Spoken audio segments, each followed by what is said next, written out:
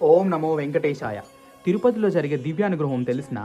ఈ హోమ్‌లో పార్టిసిపేట్ చేయాలంటే ఇద్దరు కంపల్సరీగా ఉండాలనా? టికెట్ కాస్ట్ వచ్చేసి 1600.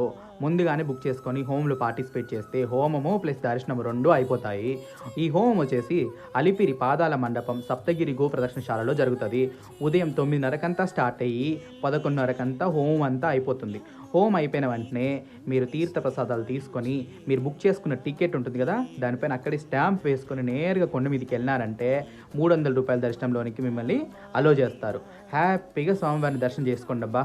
ఈ టికెట్‌ని టీటీడీ యాప్‌లో గానీ, వెబ్‌సైట్‌లో గానీ ముందుగానే రిలీజ్ చేసినప్పుడు బుక్ చేసుకోవచ్చు.